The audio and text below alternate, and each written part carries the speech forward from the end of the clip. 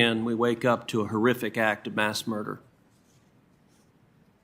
All of us lift up in prayer the families in Boulder, Colorado, the families in Atlanta that lost their lives, including the police officer in Boulder, Colorado. I can tell you in Texas, we've seen far too many of these. I was in Santa Fe the morning of that shooting. Santa Fe High School is less than an hour from my house. I was in El Paso at the Walmart for yet another senseless mass murder. I was in Dallas where 5 police officers were murdered by a radical. I was in Sutherland Springs in that beautiful sanctuary where a monster murdered innocent people. I've been to too damn many of these.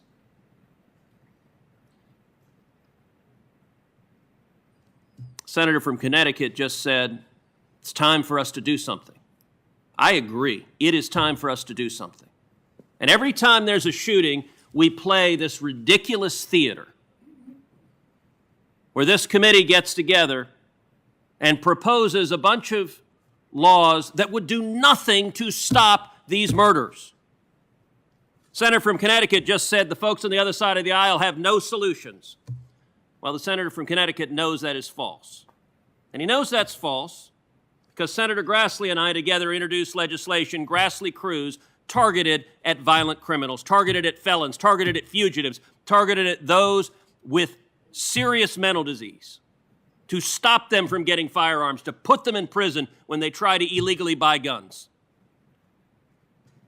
What happens in this committee after every mass shooting is Democrats propose taking away guns from law-abiding citizens because that's their political objective.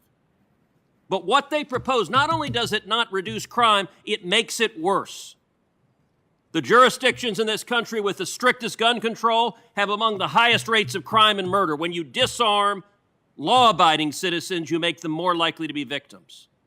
If you want to stop these murders, go after the murderers. Grassley-Cruz came to a vote on the floor of the Senate in 2013. It got a majority vote on the floor of the Senate. 52 senators voted for Grassley-Cruz in the Harry Reid Democratic Senate. 9 Democratic senators voted for Grassley-Cruz, the most bipartisan support of any of the comprehensive legislation. So why did it pass into law? Because Democratic senators, including many of the senators in this room, including the senator from Connecticut who just said Republicans have no answers, filibustered the law and prevented it from passing, demanded 60 votes. If Grassley-Cruz had passed into law, Sutherland Springs very likely would not have happened.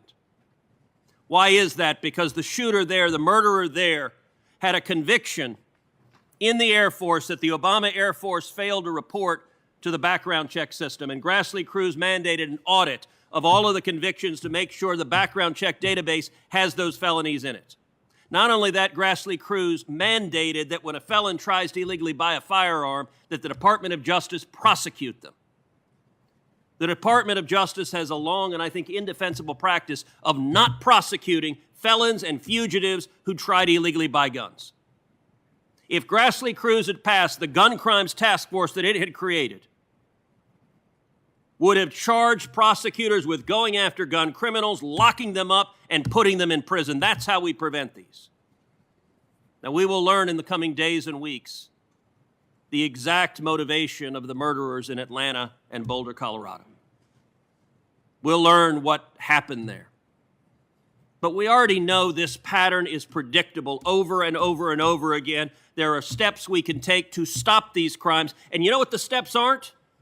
The steps aren't disarming law-abiding citizens.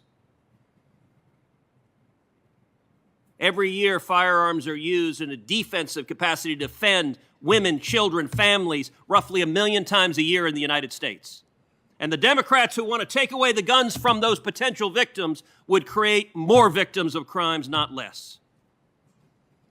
I agree it's a time for actions. And by the way, I don't apologize for thoughts or prayers. I will lift up in prayer people who are hurting, and I believe in the power of prayer. And the contempt of Democrats for prayers is an odd sociological thing. But I also agree thoughts and prayers alone are not enough. We need action. Today, Chairman Grassley and I are introducing again Grassley-Cruz, and I would ask Senate Democrats, including some of our newer colleagues who just got here, not to participate again in the shameful filibuster that this body engaged in 2013. Let's target the bad guys, the felons, the fugitives, those with mental disease. Let's put them in jail. Let's stop them from getting guns. Let's not scapegoat innocent law-abiding citizens, and let's not target their constitutional rights. Senator